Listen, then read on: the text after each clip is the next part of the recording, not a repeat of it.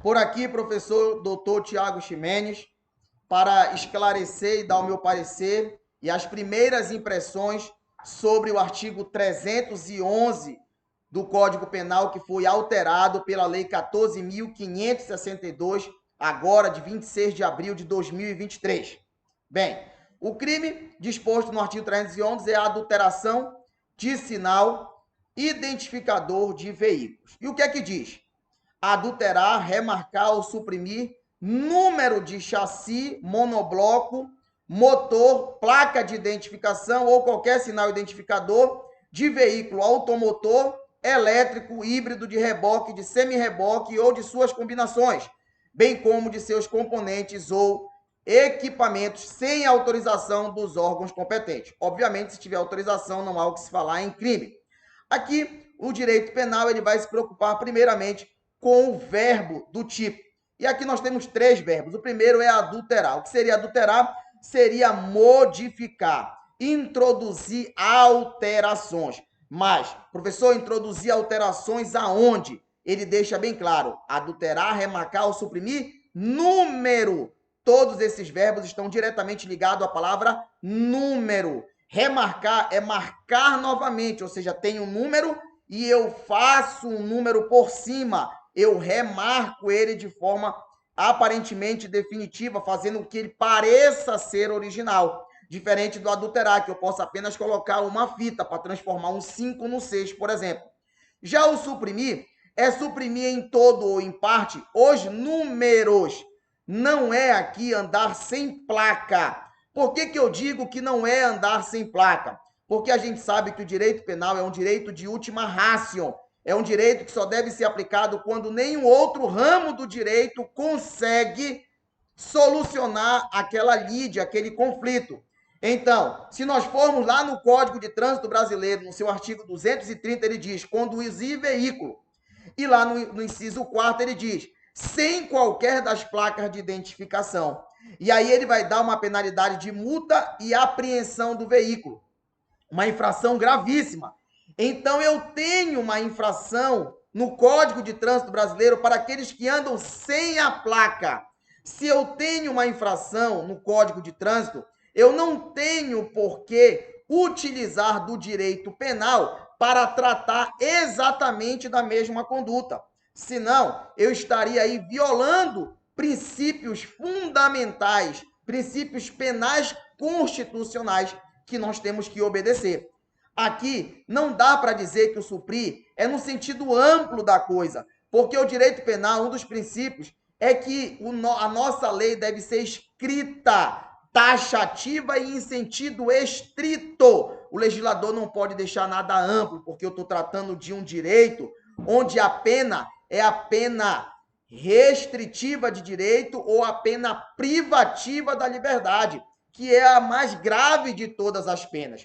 Então, eu não posso aqui botar esse direito como sendo de primeira ratio, ok? Bem, continuando, diz assim o parágrafo 2º, né? Incorre na mesma pena do caput deste artigo.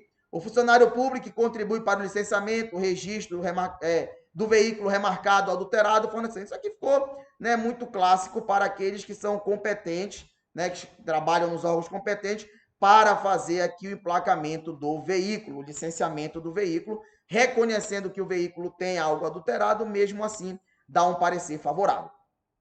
Aquele que adquire, recebe, transporta, oculta, mantém, depósito, fabrica, fornece a título oneroso ou gratuito, possui ou guarda maquinismo, aparelho, instrumento ou objeto especialmente destinado à falsificação ou adulteração, de que trata o caput deste artigo. Aqui ele colocou um crime de petrecho, aquele que tem a máquina específica, que é utilizado para, por exemplo, a remarcação de uma placa, de um chassi. Aquele que adquire, recebe, transporta, conduz, oculta, mantém depósito, desmonta, monta, remonta, vende, expõe à venda, ou de qualquer forma utiliza em proveito próprio ou alheio, veículo automotor elétrico, híbrido, de reboque, semi-reboque, ou suas combinações ou parte, com número de chassis ou monobloco, placa de identificação ou qualquer sinal identificador do veículo que devesse saber estar adulterado ou remarcado.